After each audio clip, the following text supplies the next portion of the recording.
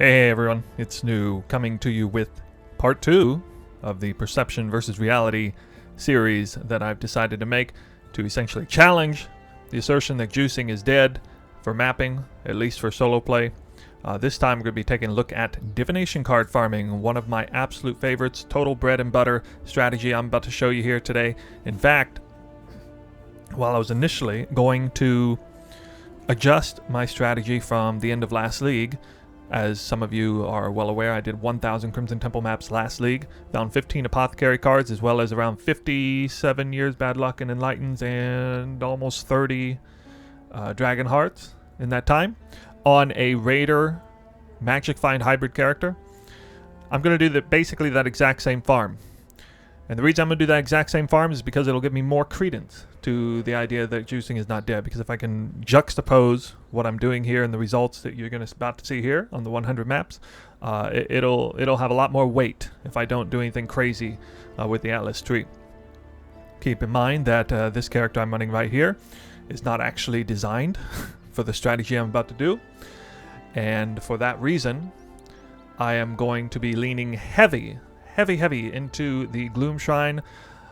This is essentially going to be a masterclass on how to abuse the Gloom Shrine in your favor, because again, the strategy I'm doing was tailor-made for a multi-mirror tier headhunter wearing character.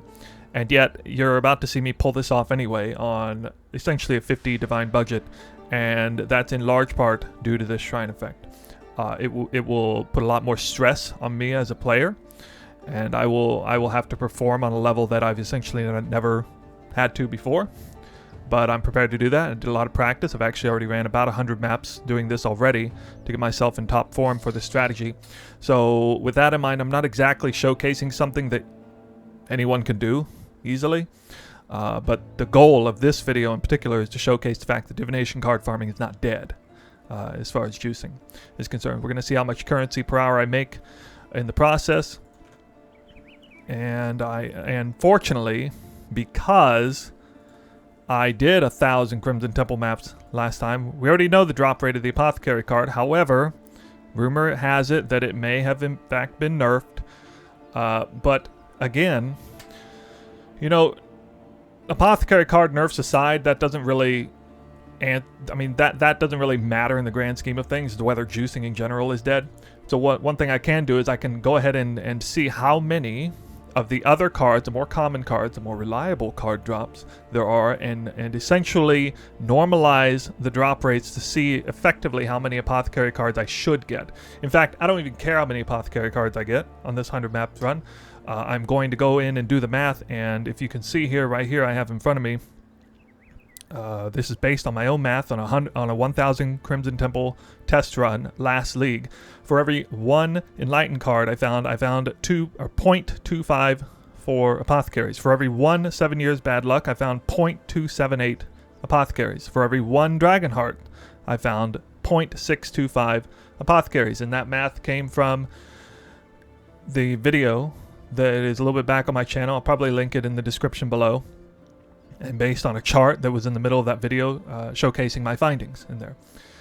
And I will, of course, sort of express, maybe in the title of the video, I'm not exactly sure where, but I will express essentially how much currency per hour that was made in this strategy relative to the currency per hour that was made last league before the nerfs. Understanding that the Apothecary card, again, rumor has it now, this isn't confirmed, but the Apothecary card itself may have received a direct nerf. I'm a little skeptical about that, but it could be true. And again, that doesn't really matter in the grand scheme of things, because I'm not here to answer the question, is the Apothecary card worth farming? I'm here to answer the question, is divination card in general worth farming? Which has everything to do with juicing quantity. It has nothing to do with juicing rarity, however. But let's get into the strategy here. I'm going to show you my tree. You will find that the Atlas passive tree here looks starkly similar to the 1,000 Crimson Temple run. There's a few very minor differences. I will explain them now. This keystone right here was in place for Headhunter users to increase the number of Arch Nemesis modifiers on monsters by 1. It is no longer there. 2 points saved right there. I also had to deposit 1 point in tamper proof because I'm not going to be running 100% the sextant that give this to me for free. I have removed points from beyond on this wheel and this wheel here, and then deposited them in delirium, farming for cluster jewels, as well as things like the interrogation, which I have dropped one of already in the recent 100 maps test. And then I saved a few points by going up this side anyway. Now the reason I'm pulling points out of beyond is, you're probably all aware, currently right now, this may not be withstanding, but right now at this very moment, target farming beyond is basically worthless. The tainted currencies aren't really worth anything, and the monsters appear to have very little drop rates. So it's just very much not a good idea to target farm beyond. That doesn't mean juicing is dead just because beyond isn't there, but because there are obviously many alternative ways to juice a map without beyond. But it does mean that beyond itself is in really bad shape, and I wouldn't recommend putting points in beyond. Consequently, they gave me a lot of free points. I wasn't 100% what to do with them. Honestly, putting them in Legion and throwing a Legion Scarab in there would probably be the best idea, but I want to make this strategy very, very similar to what I did last league, so I don't want to deviate too much. So what I've done is I put points into more cluster jewels, and again, a little bit on here. Now, this may not end up being a huge amount, but it is very early in the league. This is like day 11 of the league, so cluster jewels bases are actually worth quite a bit. I'm finding quite a few cluster jewel bases that are worth 20, 30, 40, 50 chaos apiece. Occasionally, if you get 84 plus eye level, you could get ones worth multiple divines. I will be counting cluster jewels as part of the findings. I'll have to manually insert them in.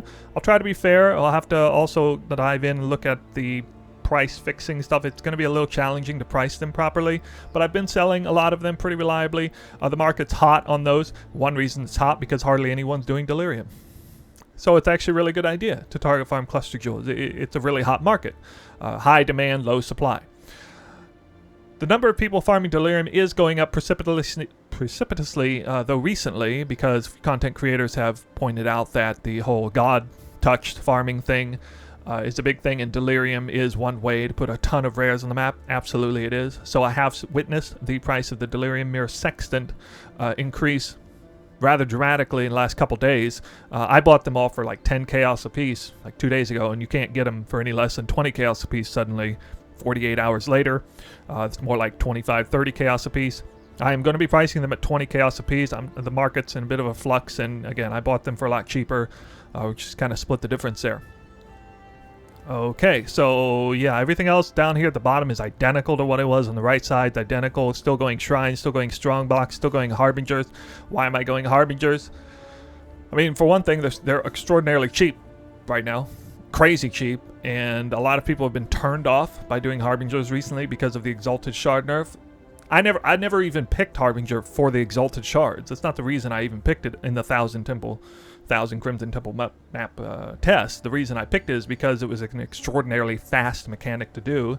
It took almost no time at all, and it still juiced up the map a little bit in a nice way. It gave you a lot. It was nice for map sustain, and you know, you would maybe see a raw exalt come out of there anyway. The harbingers do have conversions on some things. Orbs of annulment, or ancient orbs are worth a bit more at this time than they usually are in leagues gone on past, because almost nobody's doing them. The scarabs are hilariously cheap.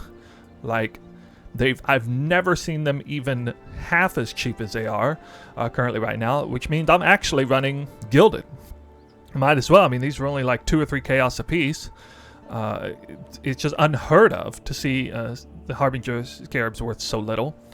And I figured, why not? Because, you know, I'm changing a few little things here, but because this is done so early in the league, the gilded scarabs are actually quite cheap.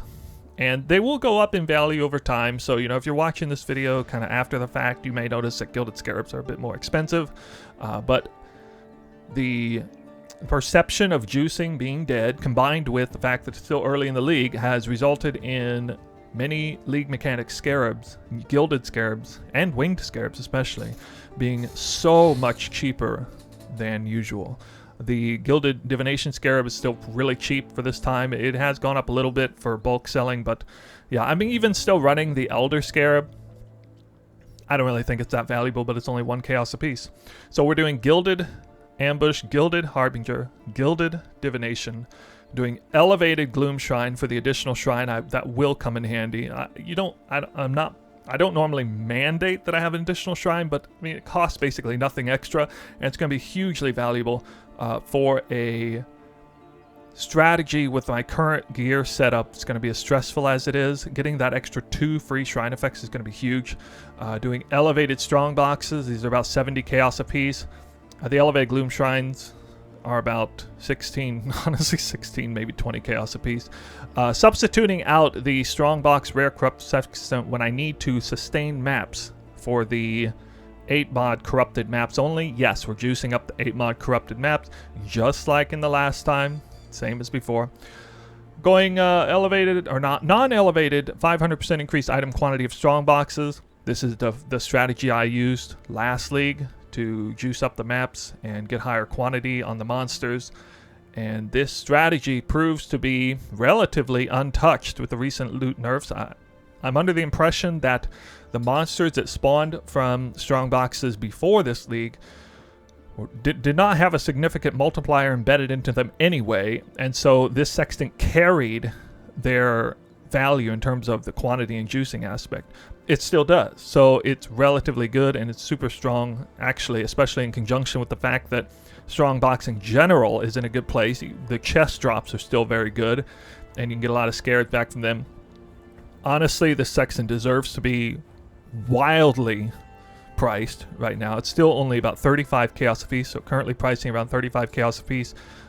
In my opinion, this is worth at least 60 chaos apiece with how restricted we are in terms of juicing and the kind of value we get. This is one unique way we can still force a lot of items to drop in the maps by doing strong box and using the increased quantity sextant. So yeah, and then Deli Mirror here, priced at 20 chaos apiece.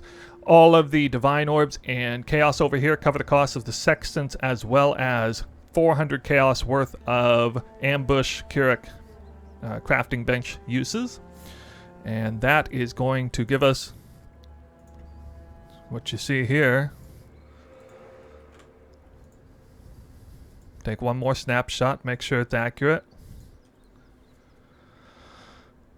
3,979 chaos.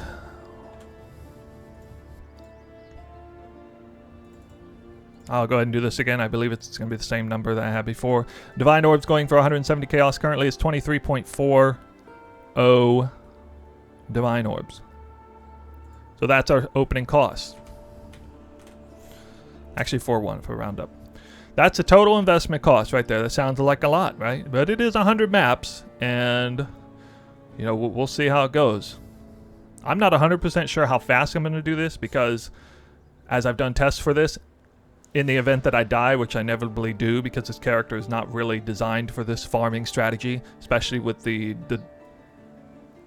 time constraint on Deli Mirrors with how I run the map, because I will inevitably die. Those particular maps will slow me down a lot, but you're going to find, like I said, as a master class of Gloom Shrine, you're going to find that I'm essentially, if anything, even faster than I was on that character before, which is quite surprising. Just way squishier. So that's the problem. So we're going to get this started here. If you have any questions, please ask in the comments below. See this video through for the highlights. I'm sure the highlight reel will be interesting, and the results definitely will be interesting. I know a lot of people looking forward to those results, as well as myself. All right. Here we go. We start by pulling all of these down here and putting in the first set of maps. I'm going to run the first map. I figure I'll make it a hard one, put Beyond on there just for good measure. Might as well, right?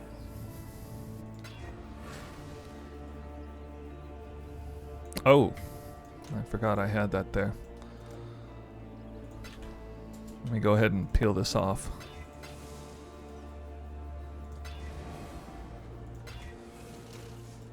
And I will use this one at the very end.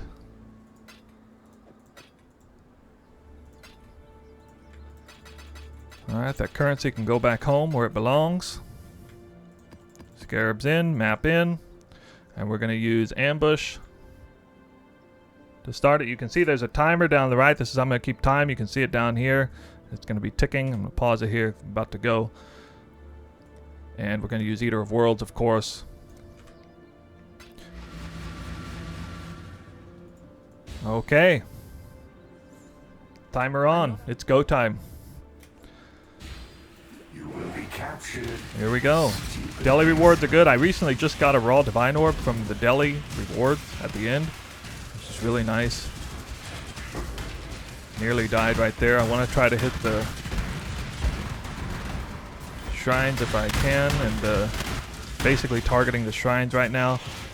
Got really lucky and got a movement speed shrine in conjunction with the gloom shrine. I mean, that's essentially best case scenario. Then turned around and got an echoing shrine after that. So what that means is the boss is going to die faster than ever before. In fact, this Beyond boss, who is supposedly super tanky, is also going to die very quickly. Except I'm actually going to die very quickly because I wanted...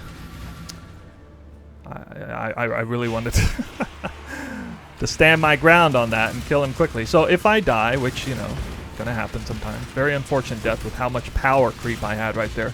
I kind of revert back to just opening the strong boxes prematurely, trying to keep the mirror back, trying to clear up front so I don't lose the value of the mirror up front. But this is not the normal way I'm going to clear the map. You'll see the second map probably be a little better. Killing a King Harbinger, by the way, pauses the mirror a lot. I believe you get the value of all the mirrors. Well, this guy's still dying very fast, so even without that insane power spike I had, I'm still able to take him down pretty easily. You see Soul Thirst is a big part of the damage here. Soul Thirst is going to time well with the boss encounter here. And you can see I have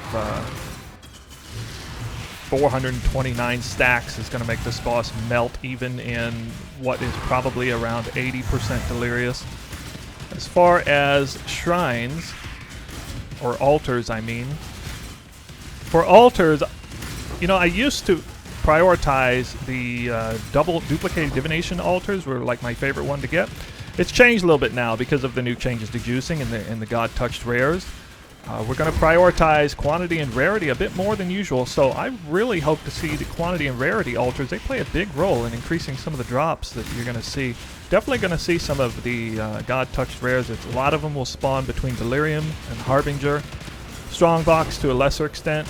Going to see a lot of them in here. Definitely, you know, maybe not like one per map or anything, but it won't take all that many maps at all to start seeing them.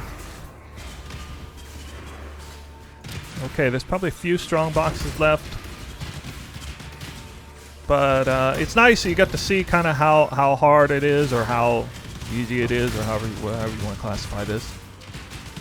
Clearing this map without the Gloom Shrine, and then hopefully in the next map I can showcase just how much faster and cleaner the map run is with it. So it's already been 3 minutes. I've now been 3 minutes in the map, and I think if everything goes well in a given map, especially if I get an acceleration speed shrine early on like I had in this map, and I don't die, I can finish these maps in under 3 minutes flat. Loot and everything. By the way, if you want to see my loot filter, it has tightened up a bit since last time. There's a cluster jewel. I'll analyze the cluster jewels at the end. I'm not going to mess with it right now. I'm going to pick up any cluster jewel. It basically shows up on the radar as orange or a red star. And we'll figure that out at the end. Heist materials will still drop in here. I'm actually not going to count heist materials at all. It's not a target farm. It's just kind of a luxury. If I get a tunnels blueprint or whatever, it'll be pretty rare. But anyway, that's the first map done. Take a look here at the inventory. You can see that a fair amount of loot dropped. I'd say this is definitely a little bit below average for what here, but you can see how it looks. So let's see what the second map brings us. Still doing Beyond.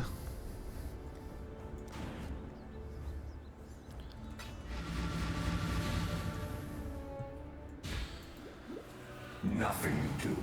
Okay, yeah, I feel quite comfortable with this. Not going to kill a Harbinger in the front of the map because it would pause the mirror too soon. It would be a problem. Basically hunting for shrines at the moment. With this build and currently, you'll see that I almost never stop. Like, I basically have to stutter step like a madman in order to play this safe, because way too squishy. Even right there, you saw me stop for a second there. That was actually a bit risky how long I stopped there, even for like a fraction of a second. So, like, things like King Harbingers and Corridors and reading altars long enough to know which one to pick out of the two. are the things that are going to kill me the most. Like right here, just reading this altar for a split second is actually kind of risky. Fortunately, my build is strong enough I don't have to read the altar's downsides, which is nice. Okay, I'm actually not going to mess with that. I'm going to go back here and clean up the front end of this map. Make sure I get most of the value of this deli.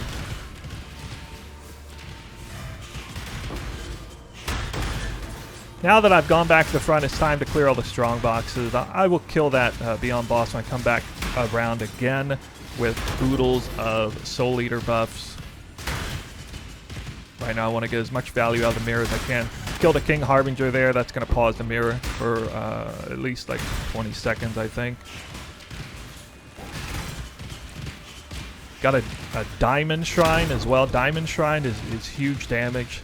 Dude, let's see how fast this guy dies here. Looks like the monster's got life increases as energy shield, so that gives him actually quite a bit of extra life. But he's still dead already. And, you know, there are some currency that are actually worth something out of the Beyond bosses. Things like Tainted Mythic Orbs, I think, are like 10 chaos apiece. So we'll see something like that occasionally. There, the Tainted Mythic Orb. So that is actually like a 10 chaos drop. So it's not all terrible. Their loot. Gloom Shrine is 10 seconds left. I'm about to lose a lot of power here, so you can see the timing is nice. I've got my character fast enough to move around to really clear everything. You can see I was very particular about the timing of clearing the map, and when I begin to loot, looking at the timings on the shrines and everything. There's a lot of thought process that goes into exactly how I execute this strategy. This is, again, not easy to execute by any stretch of the imagination. This is some of the most challenging mapping content I've ever done. This is so much easier with the Headhunter on, and we got ourselves a red star down here. I got a duplicated Divine Orb drop out of his strongbox, so that, you know, that's not something you see all that often. There's a blueprint, Tunnels blueprint I just talking about. It won't count. But we'll definitely be counting the duplicated Divine Orb strongbox.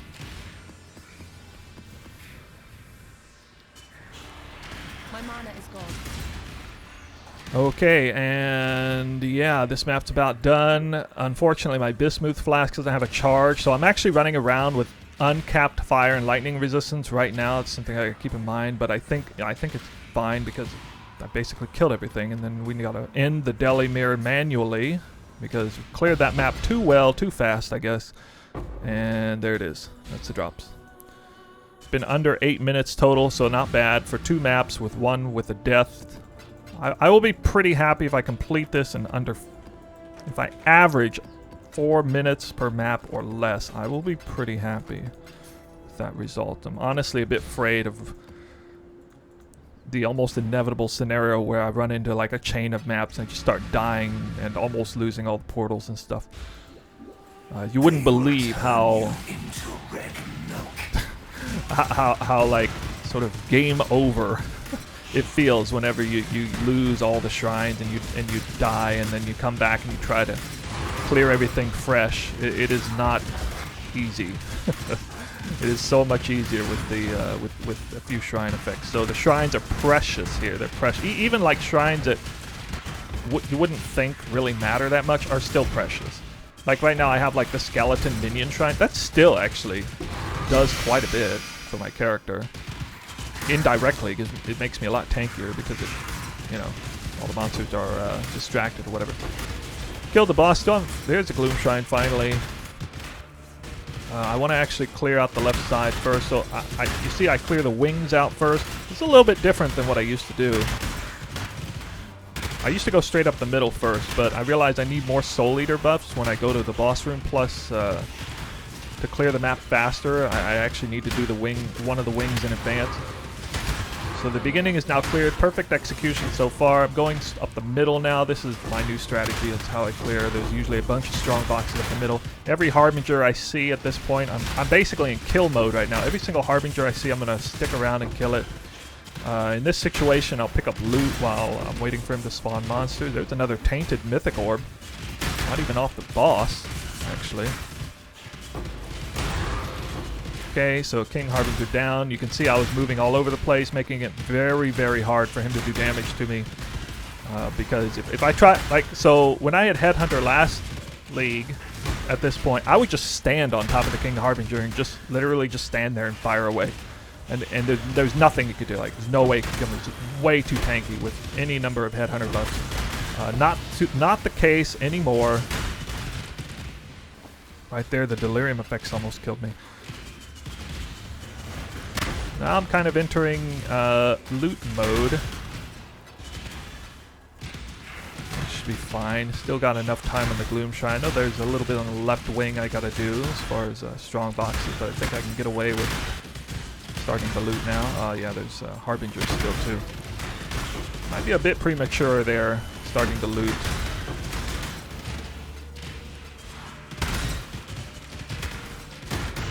But I think I'm going to pull this off. Also, you see I don't have any more flask charges, so it takes basically 3 rounds of flasks. You know, the flask lasts about almost 1 minute, so if it's taking me, on a good map, taking me 3 minutes to clear, that's 3 flask effects. I typically go ahead and let my... wow. A lot of damage over time there. Let my Bismuth Flask get a recharge off the first round, because I always have just crazy number of buffs from the shrines and the Inspire Learning and everything. Alright, so that was essentially a perfectly executed map. That's what I want to do every time. And that was in basically 3 minutes flat. So, I mean, if I can do that for the vast majority of maps, it's going to be a lot of currency per hour. And again, this is... I could have just waited to do this test until I got the Headhunter. But I figure, why not go the extra mile, just go crazy, and also showcase this is essentially the Soul Thirst League Start build in its final form, if you will. And this is what it looks like to take this build all the way to the end. This is essentially about 50, maybe 60 divines.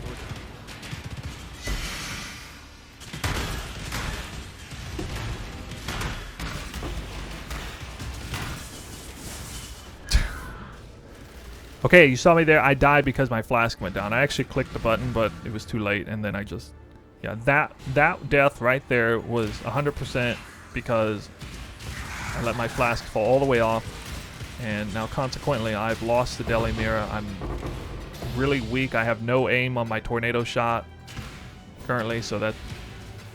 Or actually, no, I do have aim, apparently. I've got to contend with King Harbingers with essentially no player power at all.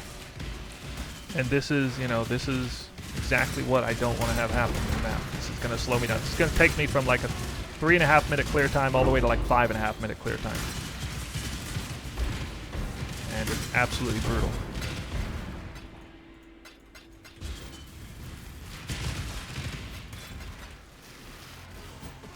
To lose that much clear time. So that sort of thing would never happen. You know, if I was running a Headhunter, the situation I find myself in right now would never happen. There's a Dragon's Heart. Okay, Dragon's Heart. So supposedly that card is essentially twice as common as an Apothecary.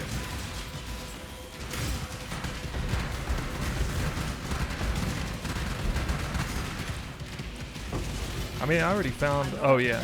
No, that is actually my first Divination card, isn't it? So far. Yeah, so that Dragon Heart dropping, I think this is like map number 8 or something. I don't know. Pretty early, honestly. Pretty early to see the difficult... Oh, my God. Oh, my God. There it is. Wow. 8th map? Okay, first Apothecary. Bam. It's done. It's done right there. You saw it there. I'm automatically making like well over 10 divines an hour. At the end of this, even if I don't find a single Apothecary, that's at least 10 divines an hour. It's done. Like, I don't even have to finish this. I can die peacefully now. Exactly like that. And you know what? Actually, I was about to decide just to not even finish this map, but I think with a map that's going to drop a Dragon's Heart and an Apothecary, I should probably finish this map, huh? Look how much quantity and rarity. I have 229% increased quantity. I've definitely hit a few altars up there. I did not have any divination card duplication chances or whatever, but this map has actually been easily the roughest map so far out of I had a rough start, died after hitting like 6 altars, lost the Gloom Shrine, and this map is going to take me something like 6 minutes to complete or something. Obviously, it's going to be worth it, but yeah, so it's kind of funny that I'm getting insane drops on a map that's just kicking my ass otherwise. So, you know, most maps I kick its ass. Every once in a while a map kicks my ass, and yeah, there you have it. Alright, I'm done. I'm done with that map. That map is done. I think I got all the strong boxes. It's like one King Harbinger's trying to ruin my day, and it's just not wise to stay in that map anymore. Jesus Christ. I need to pause the mirror a little bit. I got speed, so that's always nice. Ah, here we go. I was wondering where the Harbingers were. Oh shit! I saw that beam right there as it as it got wasted. So there you go. Harbingers will give you touched monsters like that. Oh Jesus! What am I dying from now? Damn! After delirium effects almost killed me there. Don't want to be losing this shrine. I'm just gonna die because I'm not getting any health back for some reason. I have no idea. I was killing stuff and life on hit and everything. I wasn't getting any health back. Man, it seems like every time I get some incredible drop, the game punishes me so hard for it. That was so punishing. Jeez. I don't know. I didn't see any red star. I'm trying to get my mojo back here. This is once again going to be a shit map. Oh, what is that? Dying Sun. Okay. This is a Dying Sun card. That came out of a Diviner Strongbox. So, you know, Strongbox never got bad. It was always, it's still in an incredible place. Even just Strongbox specific rewards. There's another Diviner Strongbox I'm opening right here. Oh my god. King Harbinger. Leave me alone. This guy is like so close to killing me. Yeah, sometimes you get a red star, sometimes you get a duplicated void. That's kind of how it goes. Usually it's a duplicated void.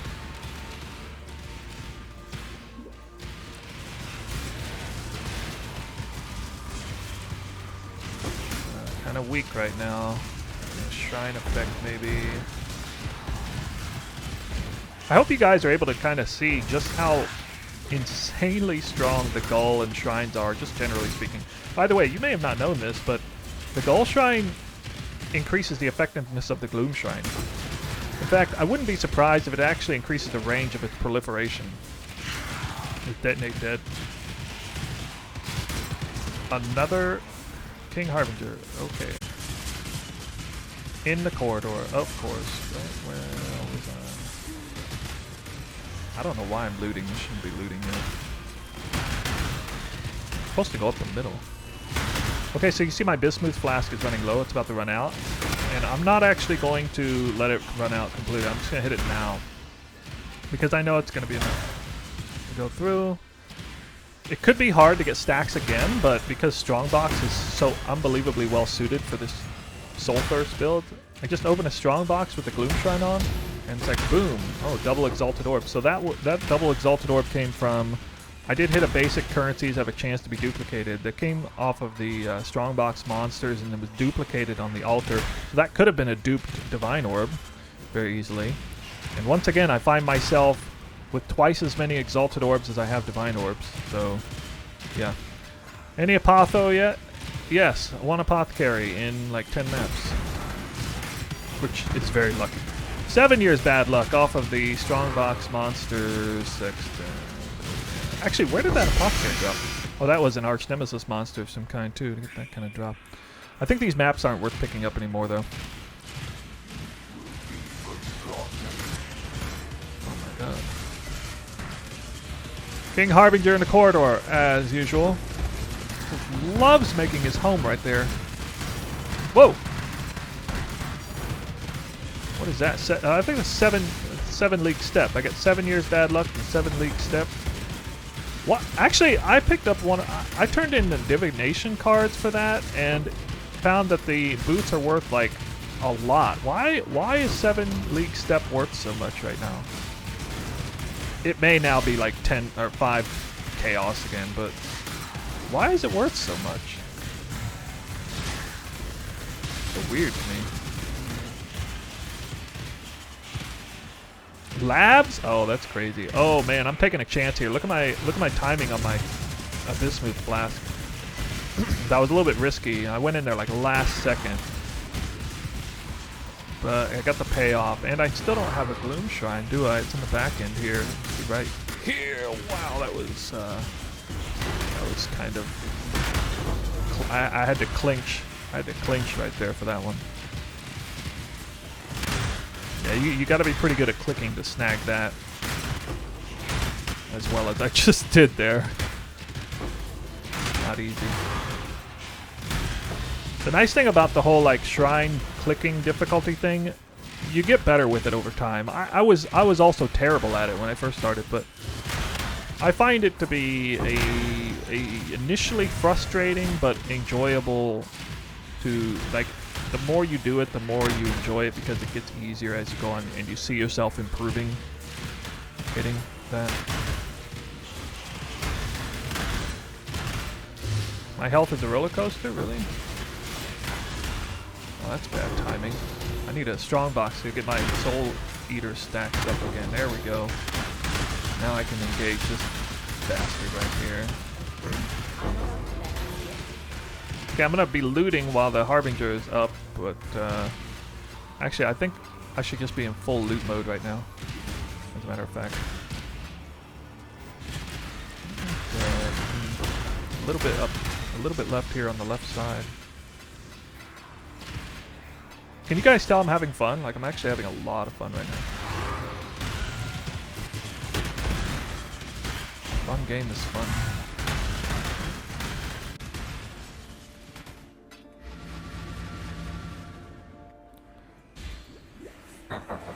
You will never escape this nightmare.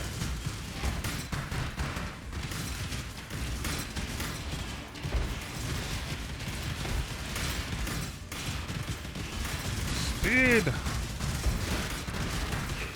So much speed! Oh, this is beautiful. Loving this layout. Holy shit. And the, oh my god, and the King Harbinger here. That's so beautiful. This is gonna be the easiest map ever.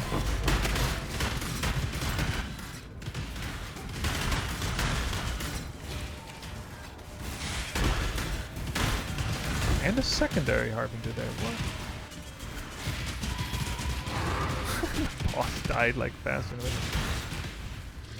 I wish every map was like this.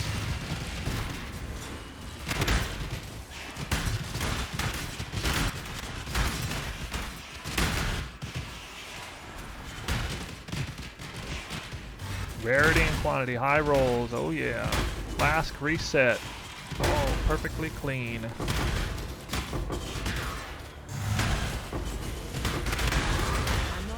Strong boxes and Harbingers all in now.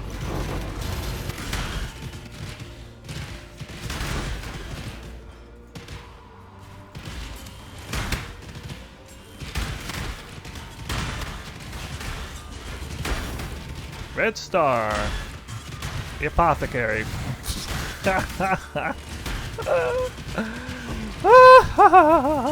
2 Apothecaries in 20 maps. Well, that's gonna be a lot of profit. I am going to have to normalize the drop rate downward significantly to come out with a more accurate amount of currency gain. Holy shitballs. That is... so I think this strategy, this session... I'm probably at like 50 divines an hour like right now.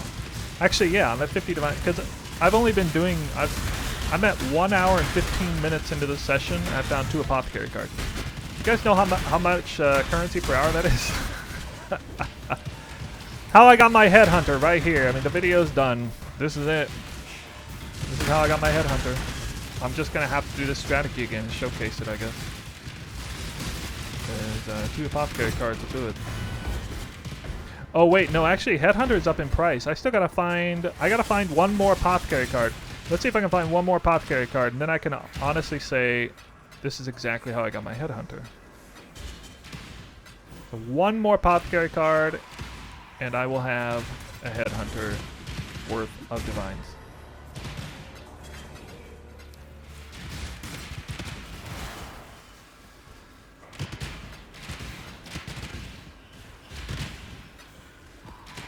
I'm not up to that just yet.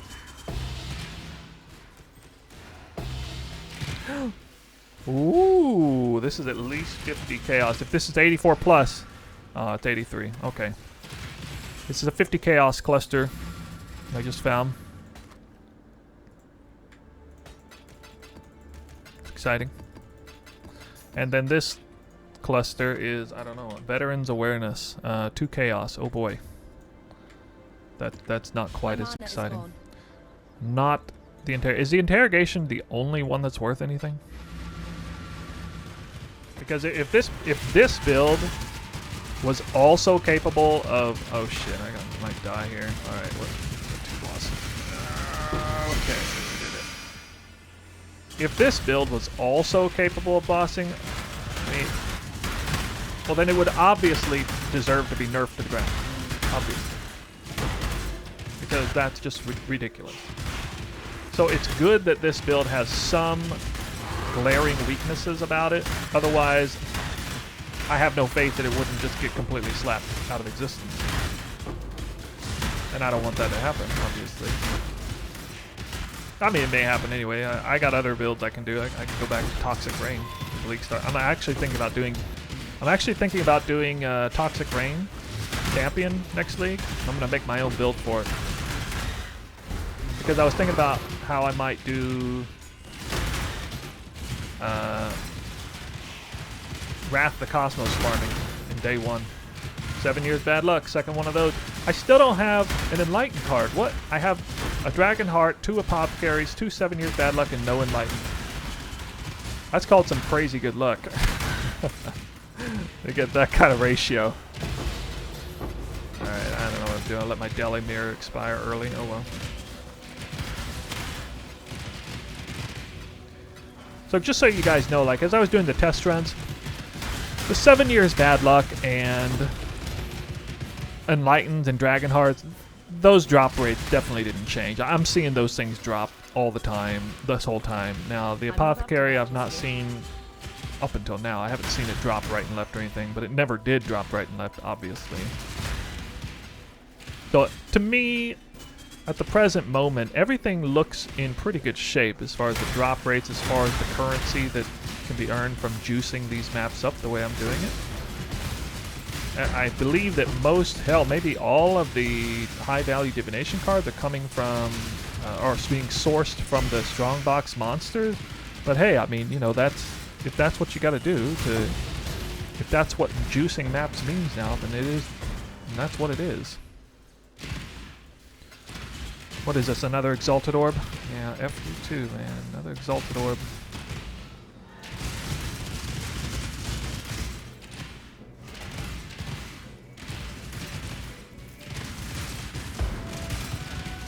Wow, I missed an altar way up here. That's too bad.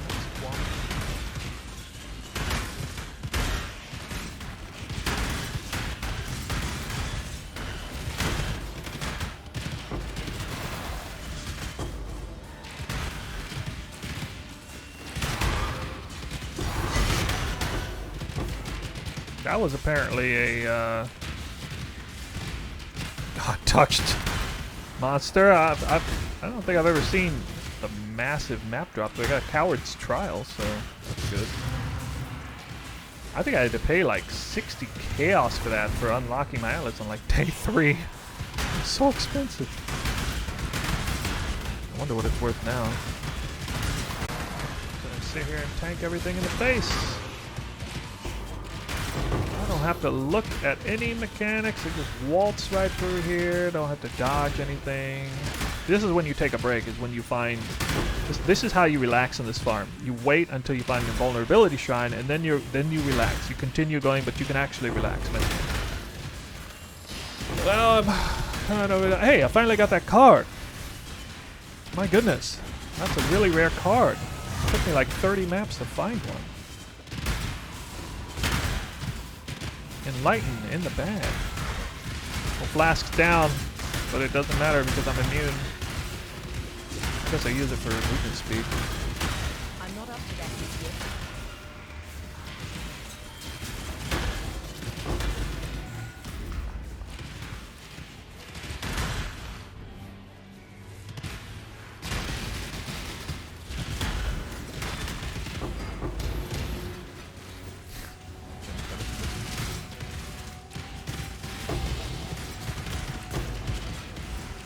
Oh. There was another one of these guys. Shit. Look at me, I'm leveling up. That's how I know I'm doing good. I'm actually leveling up through this. Nah, that wasn't Solar's touch. It wasn't currency. My mana is I mean, I'll take the scarabs, obviously. I'll take them, but it's not the one we really want to see.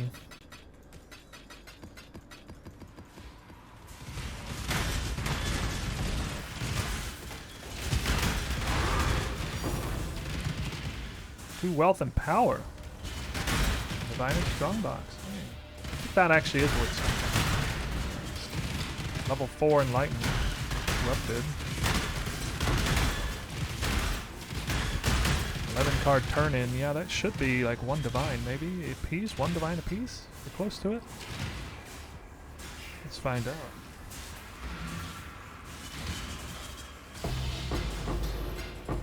Yep. 0.9 divines a piece. Right on.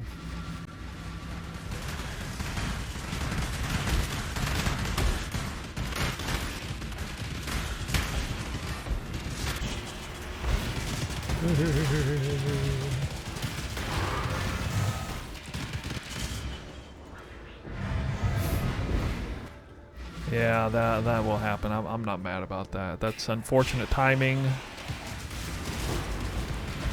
The crazy delirium degen or ground effect slams and whatnot can sometimes time so the second you enter back in the map you get destroyed from it. So, but it's sad. Yeah, it's just really unfortunate timing. This is actually the first time that's happened to me in like 200 or more maps. I've never seen timing that bad. Or it's gonna happen on rare occasion. Looks like the game is blessing me with a movement speed trying to make up for the loss of the Gloom Shrine, so I'm content with that. Oh, another Enlightened. As I go in to grab it, as I about die, because I wanted to grab it even though it should have killed me. I should have died trying to grab that, like that.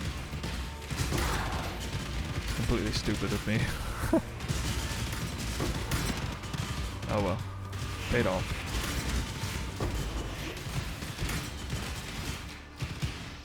We seem to be seeing decent drop rates. I think that's 2 7 years bad luck, 2 Enlightened, 1 Dragon Heart, 2 Apothecaries, and we're only on map number 38 or something like that. 40, maybe. Ha! Build looks fun. I'm gonna build it now. Wow, you go ahead. Easy as that. Just snap your fingers. You got it. I hope you found a guide for it somewhere. There might be a guide on it. That's a lot of drops. Whoa.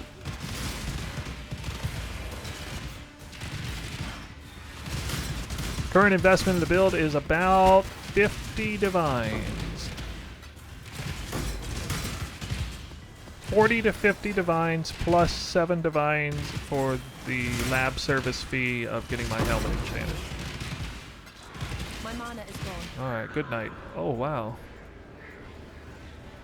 What? Am I dead or not? Really? Can this game stop bricking me, please? It just bugged out. I died, but it didn't give me the interface. I don't know what's going on. What? Chaos Orb. Oh yeah. I don't even want to make blood to drop. That's just too much.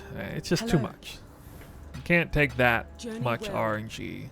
My head will explode with RNGesus. Like you'll see a literal like explosion of my head, except like from the like a movie scene. Except it won't be blood. It'll be divine orbs flying out of my head instead. Explode with divine orbs. Like a loot goblin. My head will explode like a loot goblin.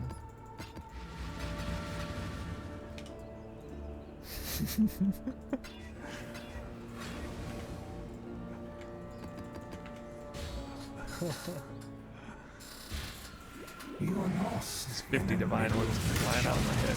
IRL. Probably gonna have nightmares about that now. Night. After this one, after I like post a video at night time, because I do want to post this video ASAP. So I may finish the run, try to finish the runs all in one day. I could have died there if that was explosive. Although not really, because there's nothing, there's no corpse. There's no red star. What's that? Oh, another garbage divination card.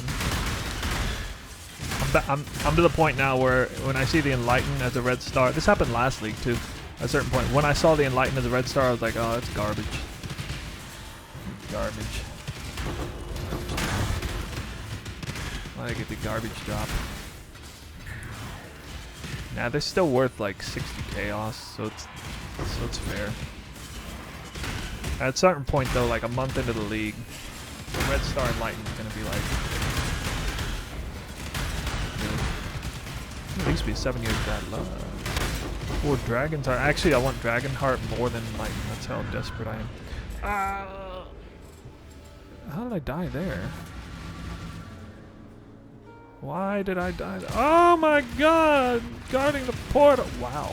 That did almost kill me. Holy shit. Wait, the deli mirror's not even moved? Screw that. I'm done with that. Yeah, I'm gonna start this off with the deli mirror.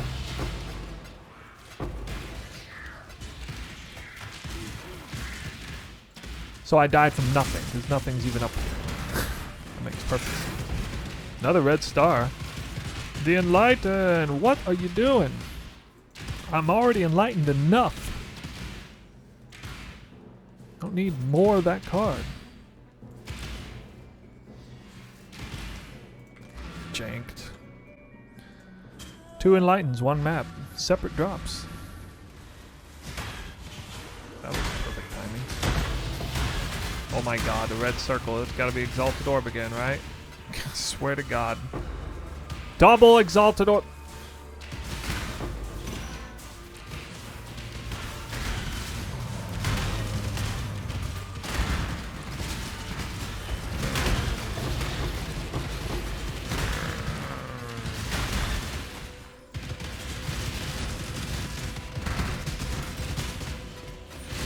I mean, I really enjoyed your build so much that I've gone further into the game than ever been before. Wow, nobody's made that kind of comment before.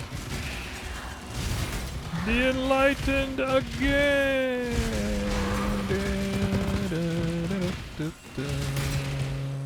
This card, man. Card's dropping right and left now. It started off not dropping at all, and then now it's the winner. It's really came back with a vengeance. Thank you, Bigelow. You told me the first time. Bestiary, yeah. I heard about the Bestiary strat. Oh, we got a Divination card. I didn't see what it was. Oh, it's just this crappy Enlightened card. You saw the blue text. The blue on blue background here with all this Harbinger ground effects everywhere. I would have really liked that to have been 7 years bad luck so I could actually have some balanced results instead of... What was it? 6 Enlightens and 2 7 years bad luck? That's pretty imbalanced, actually. Oh well.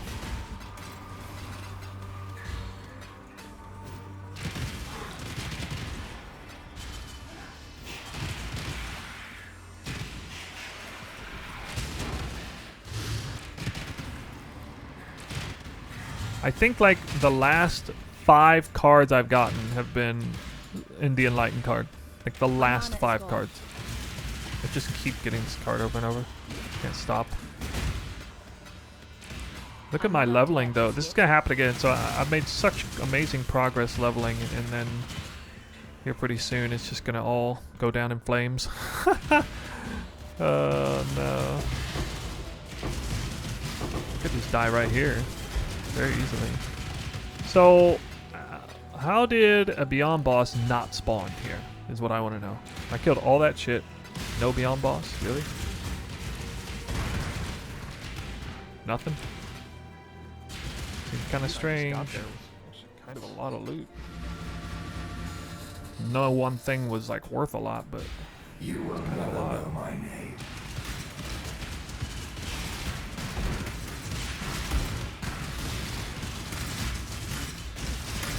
Missed.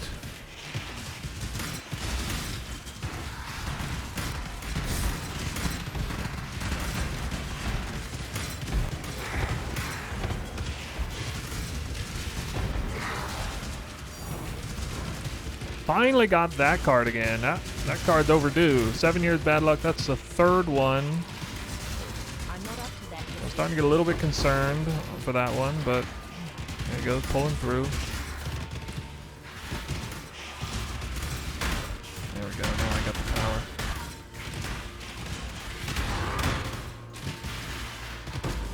Sorry, all the altars. I need to get to the boss room ASAP. Did I seriously just drop another exalted orb in the frickin'...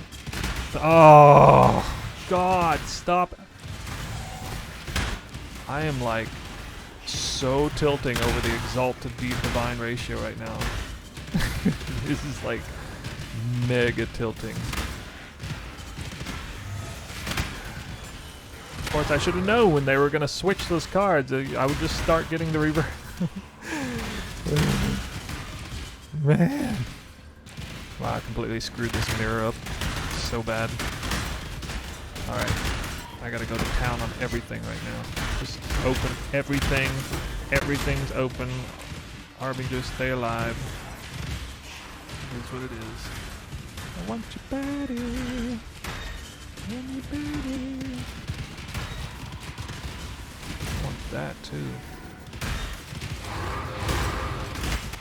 Another? Perfect.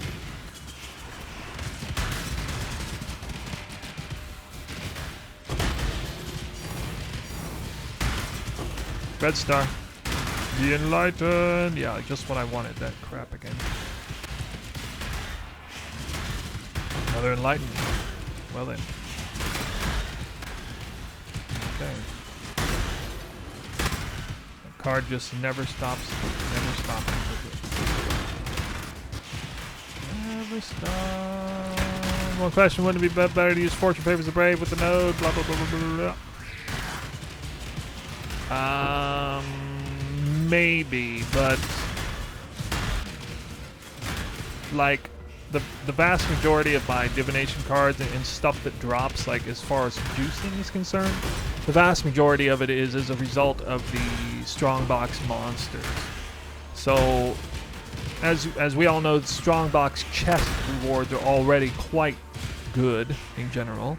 And then when you add that sextant to increase the quantity of the drops in the monsters themselves, it elevates the value of it tremendously. So I think I'd honestly just rather have 4 more strong boxes on every map. I just got another exalted orb drop, dude. Stop it. Stop it.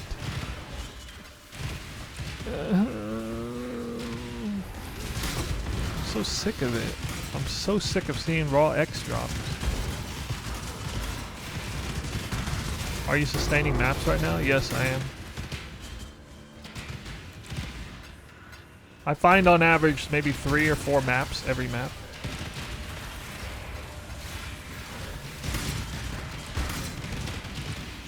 Yeah, I see you want me to die. I see that. I'm not gonna let it happen. Interrogation. Dang it.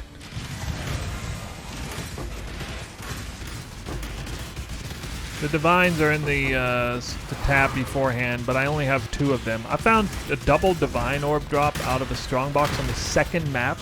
I'm now on like map number 70, and I haven't found any since then. Oh, I got a Taste of Hate. Taste of Hate's actually kind of common drop. It's crazy how Taste of Hate's so expensive right now. It's really crazy to me.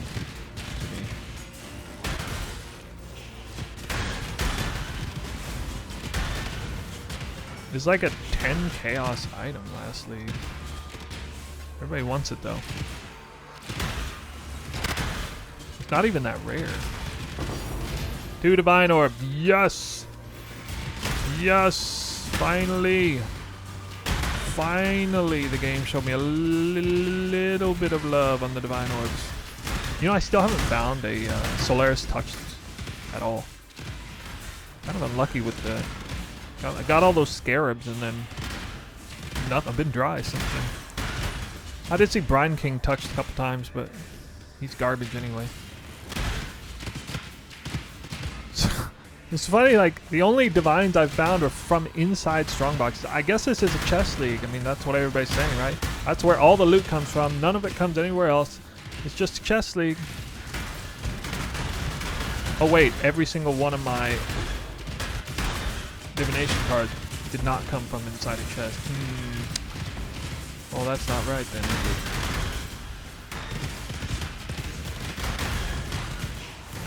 What could that mean?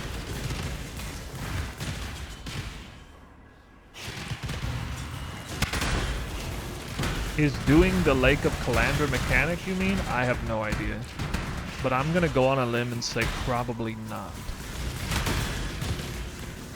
My mana is gone. In order for a league mechanic to be worth stopping what I'm doing when I'm doing something this lucrative, it's gotta be like as valuable as Sentinel was. Or I mean, to be fair, actually, a lot of people were crapping on Arch Nemesis when that was the league.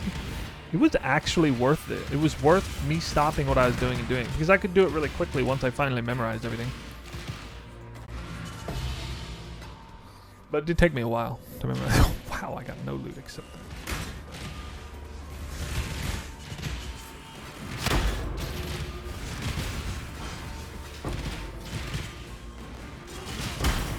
Enlightened.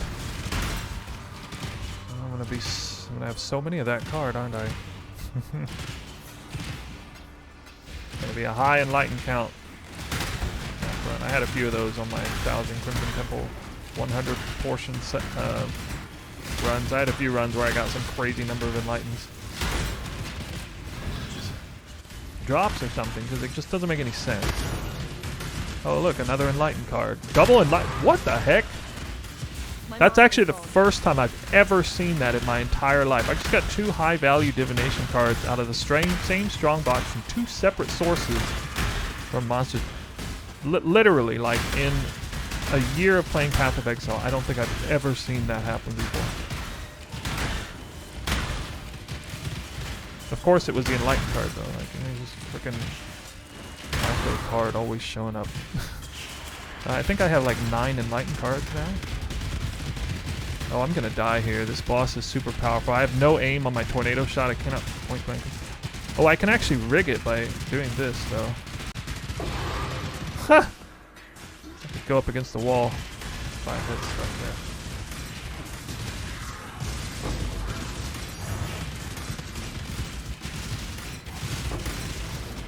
there. Another red star. What is it? A dragon's heart. Okay. Yeah, I'm supposed to find 2 of those, actually. I am supposed to find 2 of those in 100 maps. So I've now found the second one in like map number 90 or something. I'm supposed to find 1 Apothecary and 2 dragon hearts, as I understand it.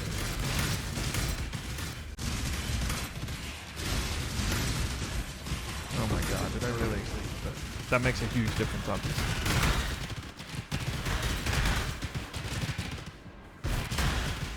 So without all of those things, I mean, you're not going to be able to necessarily do this, exactly what you're seeing here. Oh my god, another dragon's heart. Whoa. That's actually too many. I'm not supposed to have that many. Unless I'm supposed to find 2 Apothecaries, then I guess maybe that does make sense. Then I would get 3. The normalized drop rate is going to be pretty high.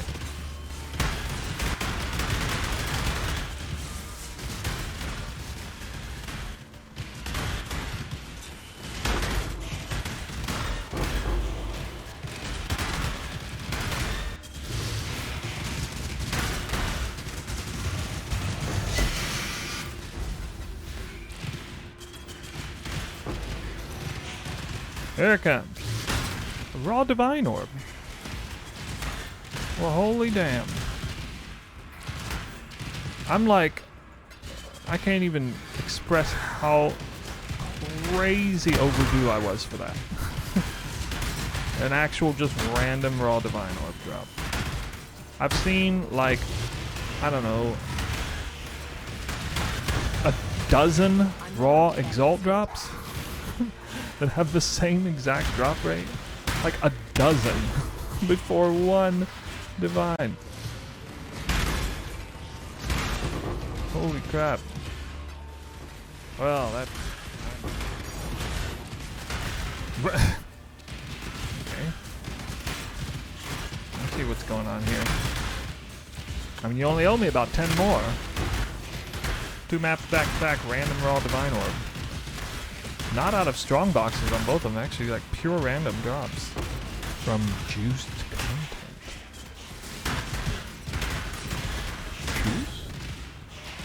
Juice work? It does work. Hello, I've heard that divination cards were nerfed a lot. What evidence do you have?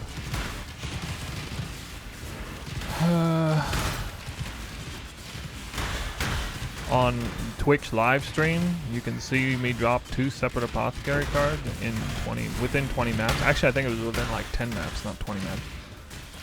I just put 20 because I can't remember. But I'm getting a lot of divination cards, and they're all streamed live. So, that's the evidence. I will be presenting a video, a YouTube video afterwards. My YouTube channel will be coming out probably in the next 4 or 5 hours, as soon as I get it fully produced. Showcasing my findings.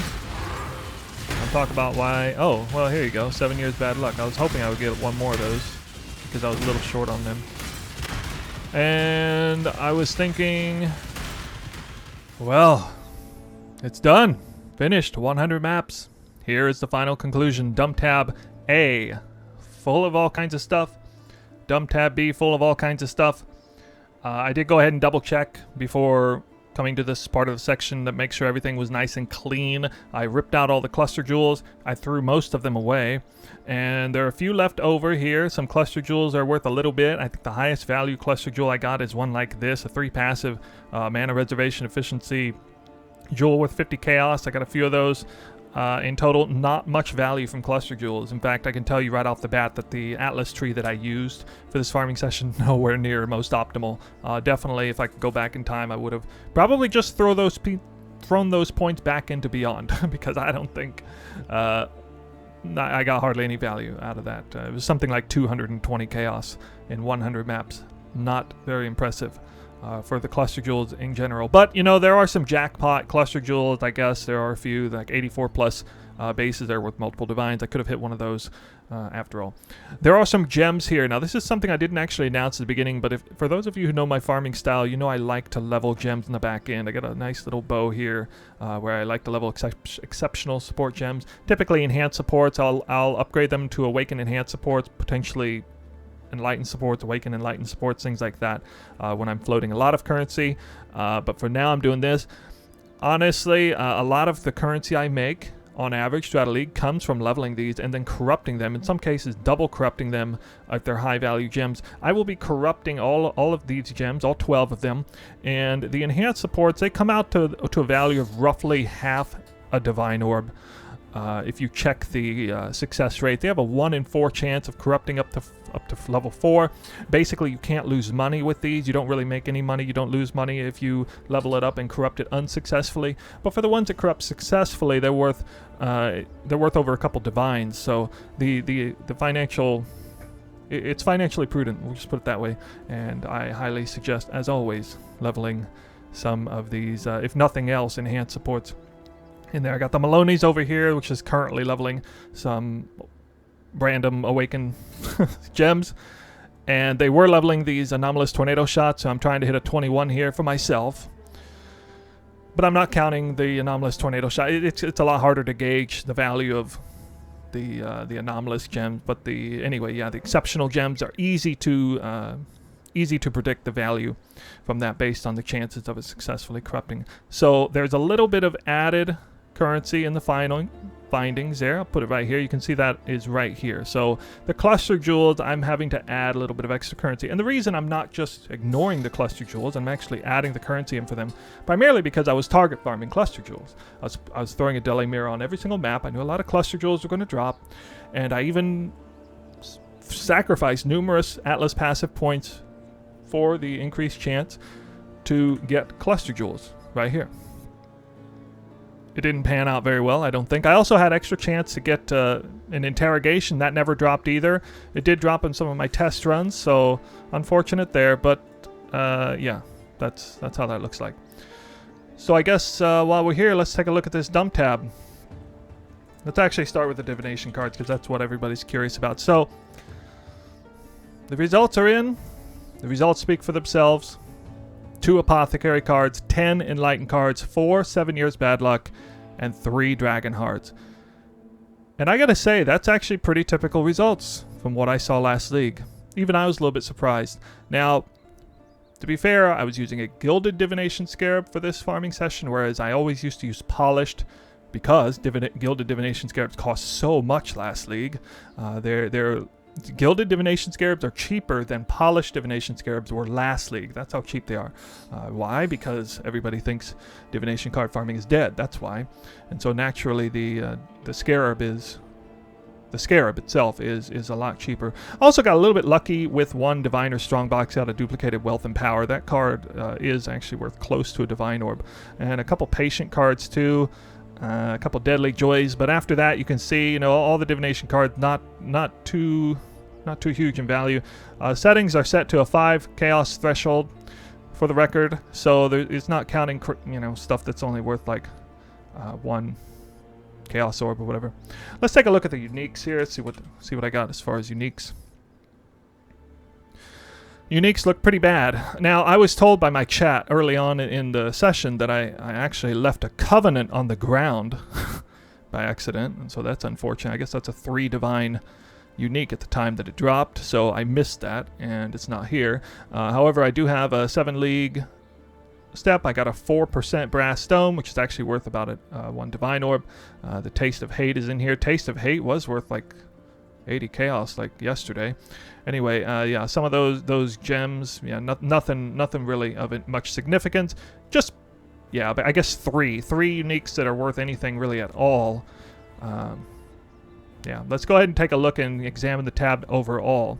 Now, here's something that's interesting. Look how many simulacrums I got. I got 18 simulacrums. I averaged somewhere around 60, maybe 70 simulacrum splinters, probably closer to 60 per map. And you can see that added up to a lot. I mean, it's the second thing on the bar, so that's a lot of currency actually. And the Delirium Sextants only cost about 20 chaos a piece. I mean, you can make, you know, I'm running Crimson Temple. Is not a map layout where you're trying to farm simulacrum splinters by any stretch of the imagination. I was just putting it on there to add some quantity and juice the map, obviously. The 2 apothecaries here are here. The price range on these was being a little bit squirrely on the app. It's accurate right now. It is really indeed worth about 7,000 chaos. That's something like 42 divine orbs.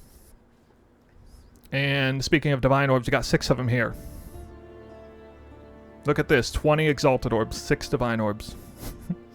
I will never stop being salty when I have a session that is so lopsided in the exalt to divine ratio. I got so many raw exalted orbs drop. Obviously, I got some exalted shards. I probably got maybe 4 of these exalted orbs are a result of Harbinger collecting all the shards, but certainly nowhere even close to 20. So yeah, that's there. All the cards are there. I got 4 Screaming Invitations. Awakened Sextants are up a little bit in value. I got 279 of those. A crap ton of Orbs of Fusing. That's from a lot of 6-link turn-ins from the strong boxes primarily. You can see I self-sustained Crimson Temples. Totally self-sustained, came out ahead on a lot of them. They are really worth 4 chaos. You can sell them for 4 chaos apiece if you want. Orbs of Annulment, also kind of big on the list. 10 chaos apiece, 36 of those. And Orbs of Unmaking. Yeah, and after you go down there, you get things like Eldritch Currency, and it drops off pretty hard. after that. Anyway, for anybody who would like to take a snapshot of here, here's those tainted mythic orbs I talk about. They're climbing in value like crazy. 19 chaos apiece now currently. That's one reason I probably should have put beyond on the map, maybe. A few Maven invitations that are valuable. I guess the Skittering Delirium orbs, one of the only ones worth anything really. If you would like to take a screenshot of this, I'm flowing through here showing you this is every single thing that I dropped that's worth at least 5 chaos orbs in the dump tabs. And of course this screen's full of a lot of scarabs, a lot of divination cards, and yeah, that's everything right there. Alright, so let's see how much currency per hour it is. I kind of already know because I kind of did some numbers already, but here's how it works. We're gonna take, I suppose I should have actually wrote 510 chaos here, would have been easier. And that's going to be, can I do a little bit of math on the spot? Nope. So I'm adding an additional 735 chaos between the gems value, the gem leveling value, and cluster jewels. And again, this is being quite conservative, especially on the gem leveling side of things. So you can see here the dump tab. Unfortunately, it's not set up to calculate in divine orbs yet, so I got to convert everything over. But we'll just start it off this way. We'll take 25,472.91. That's a big number. We're going to add 735 chaos to that, and that's going to be our gross here. And we take this divided by the amount here, and we can see that the investment cost, if you recall in the opening of the video, was 23.41 divine orbs investment cost. Gross 154.16 divine orbs, and that's pretty straightforward. Take it minus here. Comes out to 130.75 divine orbs. How long did this take me? Well, I'm happy to announce I did manage to get this done in about 6.5 hours. Playing time, including time in the hideout in between the runs. That does not include the time it took to gather all the materials, to buy everything, to do trades, in other words, and the time it takes to sell things. As far as I understand, most content creators who make a video like this, we're not including that time because there's just way too many variables involved. So when we show you and we're showcasing the currency per hour of a strategy, what that really entails is how much currency per hour you're making specifically doing that farm. Okay, and as well as, you know, of course, we're calculating the investment cost. The cost itself in there, of course, is calculated. So we're going to take this number and divide it by 6.5. And you can see that I managed to barely crack 20 divine orbs an hour with this strategy. How did I make that much currency? Before I get into that, I am going to answer a few big questions here, but let's take a look down here. I already got this part out of the way here. I decided before I even started this video that I was also going to showcase a normalized currency per hour estimate of what I would have made if I just completely removed the apothecary drop from that. Look, whether I dropped 0, 1, 2, or 10 apothecaries. I removed it and then I normalized the amount of apothecaries I should have gotten based on data from my own last test. My own last test, this is a chart I made. I made an entire video I mentioned in the opening of the video. I will have a link down to that video of 1,000 Crimson Temple runs. I figured out the drop rates of all these cards with a sizable sample size. You know, it could be bigger, but you know, there's not very many people willing to do 1,000 Crimson Temple maps. And I did it for science. I did it because I was curious and I knew it would bring some value to people. And I think the value that it brought to people is actually really ramped up right now in this precise moment. Because if I hadn't done this, I wouldn't have the leverage to say that I wouldn't have nearly as much leverage to stake a claim in the fact that, hey, you know, the divination card farming is real, it works still, and this is about how much currency I made, and I could replicate this many times over. And I'm basically showing you what a replicated result, average results would probably look like for me if I kept doing this farm over and over and over and over. If I did 1,000 maps again, I'm about to show you about how much currency I would have made based on current market values. Now, I don't feel like doing 1,000 Crimson Temple maps again. I already did it once. so I don't have to do it again. And fortunately, because I did it once before, and the only thing that would invalidate what I'm showing you here is if the GGG did tamper with the drop rates of the Apothecary cards, which some people think they have. Now, to be 100% transparent with you guys, I've farmed approximately now, as of the end of this test, somewhere around 300, maybe 350 Crimson Temple runs this league, just this league. And those are the only 2 Apothecary cards I've found in 350 runs.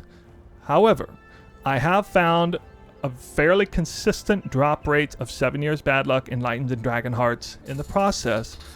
So I mentioned earlier, I am skeptical about this idea that the Apothecary card is drop is nerfed with a heavy hand. And I even went out and I looked around to the 4 corners of the internet to see what other people were saying as they were trying to do this farm. And what I came to find is that basically the general consensus is that divination card farming, people are having not much success at it at all. And I'm not just talking about random people, I'm talking about high-end content creators as well, talking about how it is not going well and people are just, it's just like a desert out there. It's just dry. People aren't getting hardly any cards of any caliber, even cards that supposedly drop fairly often. They're not getting. So we're talking, that includes cards like the Enlightened, 7 Years Bad Luck, and Dragon's Heart, which have much more common drop rate than the Apothecary. People are not finding hardly any of those cards as well, which means that the drop rates respective to each card relative to each other card appears to be consistent. It appears not to have changed. It appears that most people are just simply finding fewer of every card at about the same consistent amount overall. Not the case for me, so let's finish checking out the normalized amount, and now I'll get into why I think I was able to find an immense amount of success, whereas virtually everyone else was not, because I think there is a reason for that, and we'll get into that. So here it is. I'm going to close this out. Normalized amount, I went ahead and I plugged it in. Investment, normalized here. The gross is different. Now the gross is different because down here is how I sorted out this data. Once again, we got an Apothecary to Enlighten, Apothecary to 7 Years Bad Luck, Apothecary to Dragon Heart drop rates. And you can see that I found 10 Enlightens, 4 7 Years Bad Luck, 3 Dragon Hearts. So to do the math, it was pretty easy. I multiplied these numbers together and then I averaged them out. And it looks like I was supposed to get 1.84 Apothecaries in this run, based on how many of every other card dropped, based on the statistics from 1,000 Crimson Temple runs that I did last league. So that's all assuming that the drop rates have not been adjusted in any way, shape, or form. It looks like the fact that I found 2 Apothecaries this time is perfectly within reason, perfectly acceptable. And all of the numbers here are very close, very similar to what I saw last league. Now, last league, I was running a Magic Find character with 75% increased quantity. I was running the same kind of maps. I was also running Sentinel. Some of the Sentinels had increased quantity on them too, which would have had a small impact on the total number of drops. But again, I was not running a Gilded Divination Scarab, so I think actually that Gilded Divination Scarab basically completely made up for the lack of Magic Find on the character as well as the Sentinels. And fortunately, I didn't actually brick any maps in this 100-map test. There were a lot of deaths involved. It was very stressful.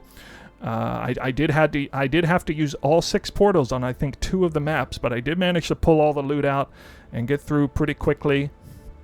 Somewhere between 3 and 5 minutes per map. 5 minutes on a map where I was dying repeatedly, basically. So there you go. So that's it. I got 20 divines an hour. Normalized drop rate looks like around 19 divines an hour. And that is where the title of this video got those numbers, what I'm just showing you here.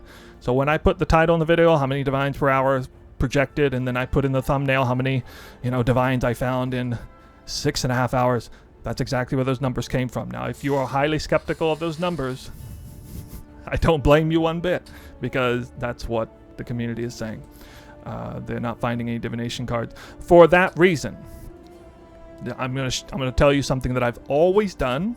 Is I've always live streamed when I do a farming video like this. It is 100% live streamed, and those streams and those videos, I actually take the highlights and convert it over into a full video uncut It's obviously divided in a few parts because I'm not running 100 maps all at once, because nobody's that crazy. That would be way too hard, way too stressful.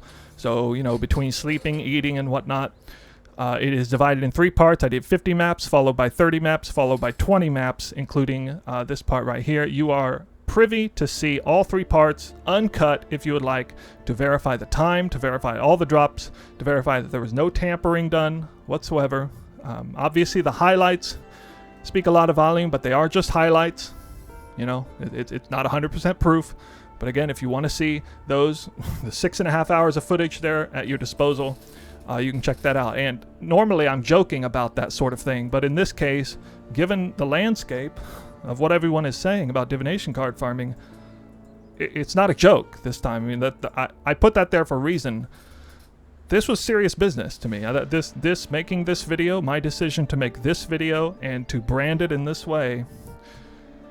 You know, I should mention, actually, at this point, as content creators, there are many different ways we can make a video like this. And I know that a lot of content creators, when they make a video like this, they set up something like this, and they set it up nice and pretty, and then they stream the runs, and then after the runs are over, after they have the results, they go in and they record the intro, and then they record the outro, and then they slam it all together.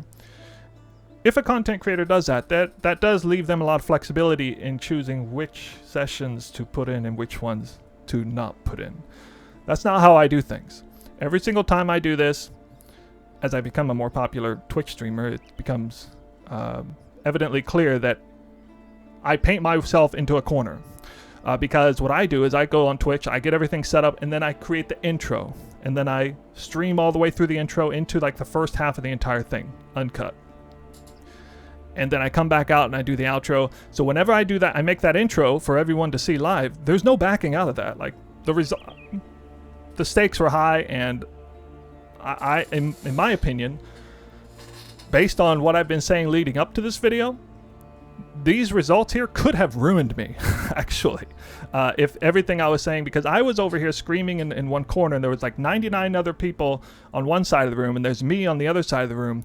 And when 99 people are in one side of the room saying one thing, and one person is on the other side of the room saying something else, everyone thinks that guy's crazy. Everyone thinks that guy's speaking nonsense. And so would I. I would also think that. So that's why I took so many extra measures to bring you as much proof as I possibly could. Fortunately, I tend to do things that way anyway, so I didn't have to really deviate from how I normally do things.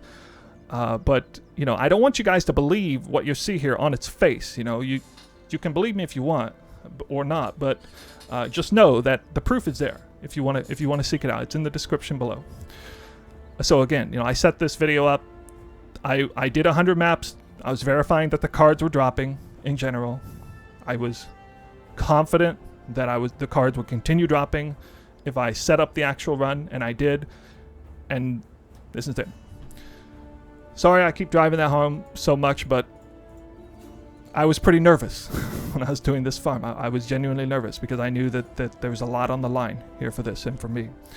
And I wanted to bring this to the community. I don't care about hiding a farm like this. I don't care about all that. I want to. This is why I became a content creator, because I want to, you know, be able to show people what they can be doing in this game to help improve their style, improve their gameplay, improve the currency per hour, improve their crafting ability. You know, all those things. And like I said, this is. Well, I think I said I think this is the most important video I will make this league. This may be the most important video I make all year, actually. And it's on account of the fact that literally everybody else is saying something else. So I mentioned I searched the 4 corners of the internet to see what people were saying. I did manage to find one other person on that major Reddit thread where they were talking about divination card farming and how bad it was.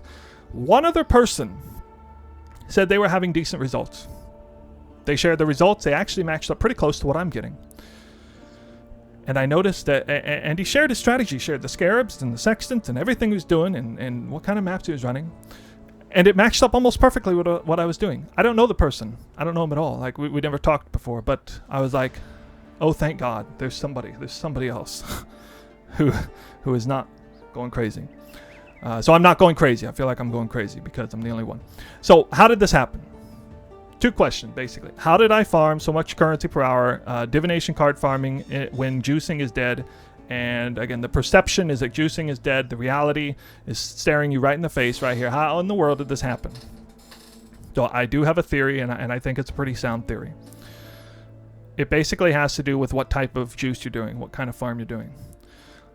The thing that one other person who was also successful and I had in common, and that commonality that is highly different compared to almost every other person's method of farming, both he and I were not using Beyond, neither before nor after. That's one major difference that my farm. When I did the 1000 Crimson Temple maps run, I was not using Beyond. I was juicing the maps up, but there was no Beyond. Beyond, I had a few points in Beyond. I only ran Beyond when it randomly rolled on my map. Speaking of the maps, 8 mod corrupted maps with all increased effect modifiers, small nodes on the Atlas passive tree. Now I think most people take those nodes on the passive tree, but most people who do divination card farming do not run 8 mod corrupted maps with the inherent upside in the difficulty, but the pack size, quantity, and rarity is a payoff. Now rarity doesn't matter for divination card farming, but anyway, those are the two common aspects, the major common aspects between me and this other individual as far as the strategy. And one other thing, Strongbox, 500% increased quantity of items dropped by monsters. That sextant focused on Strongbox as the primary method for pulling divination cards is how I'm getting most of the divination cards. If you don't believe me, go back in and look at the highlight reel. You'll see that virtually all of those high value divination cards that are in that highlight reel came from monsters that spawned from Strongbox. The footage is right there staring you in the face.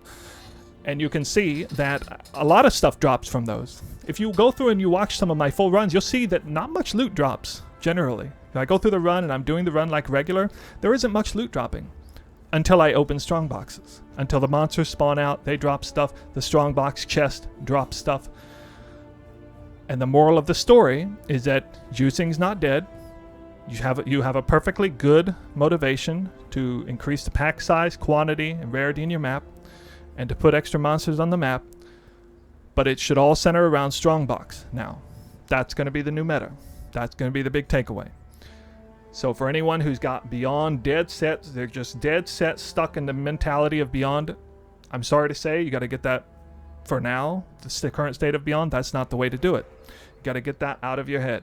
You got to start rolling strong boxes, put as many strong boxes on the map as you can, run the sextant that increases the quantity and rarity, and I promise you, if you do that, and you run 8 mod corrupted maps with an Atlas tree, similar to this one, which will also be linked in the description below, I promise you if you do that, you run enough maps, you're going to start seeing results that are fairly similar to me and that one other individual.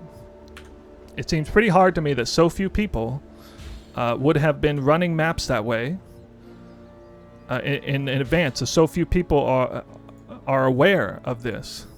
But I have no other explanation for what it could be. It's obvious, it's painfully obvious that Beyond is very bad, that Abyss, Alva, Breach, they are nerfed to the ground. It's true, those specific mechanics are nerfed to the ground, but not everything is nerfed to the ground. And again, I don't even think Harbinger is that good, but they do spawn a lot of rares, you get a lot of God Touch stuff, and 2 of my Enlightened cards came from Harbinger, actually, if I remember correctly. Yeah. So, that's what I want to close this video out with. I think that, I don't even think I have any final thoughts, to be honest. Oh, I do have one thing to say. I normally don't ask you guys to subscribe or like a video or share it or whatever. This time I'm gonna pull on that cord, and I'm gonna ask you to share this video. If you see anybody, anyone complaining on the forums, anyone complaining in the game, saying juicing is just completely dead, there's no way you can juice in any way, shape, or form, especially divination card hunting, there's no way you can make good currency doing that right now, tell them about this video. Tell them there's a guy out there that has successfully done that, and he's presented the information, and this is not going to be the only video I make on this topic. I plan to farm Defiled Cathedral. I'm going to do a few different variety of divination card farming strategies, and I'm going to make a ton of currency this league. And I'm going to bring you guys along with me. You can see exactly what I'm doing. Because it's no secret of mine. It could be. If all I cared about was making currency, as much currency as I wanted to, I would never tell you about this secret sextant that is incredibly good for making currency. Actually, it's not even a secret. Like, it's always been good. That's the crazy thing that blows my mind. Targeting strong boxes as a solo farmer for juicing the maps with strongbox focus has never been bad. It was never bad. It was always good. And somehow it's just gotten completely overlooked by the vast majority of the community. So, with that said, this video was painfully long, I know. The introduction, I think, was very important, that I got that through. You can, if you look closely, you can see how nervous I was when I made that introduction. I mean, that was, I knew what I was about to put myself through, both from a performance standpoint and from a stakes standpoint. I kind of looked a little bit dead on the inside, actually, when I went back and looked on the inside. I was very nervous and genuinely concerned that things were not going to pan out the way I thought they would. Even though I was confident on a personal level, there was just so much energy coming against me about what that was. So, you know, I'm trying to get the positive energy out there. I'm not just trying to do it for the sake of positivity. I'm trying to do it for the sake of truth, of results. So this is Perception versus Reality, Part 2, and that's all I got for you. Next time I do a video like this, it will probably be centered around God-touched farming. I'm going to test some of that. A lot of people are out there with the assumption that the God-touched rares are super hard to target farm. You know, you have to, in order to make currency, you have to buy a magic find color from TFT, and that, you know, to try to juice a map up in any way in order to find and make good currency doing that, there's no way to do that. I'm going to explore and see if there's a way I can find to do that. If I do, I'll let you know, and a video will be coming out. In the meantime, you can check me streaming live, although I will be taking a break for a little while on this one, as I'm completely exhausted mentally right now. So I hope you liked the video. Thank you, and I will see you next time.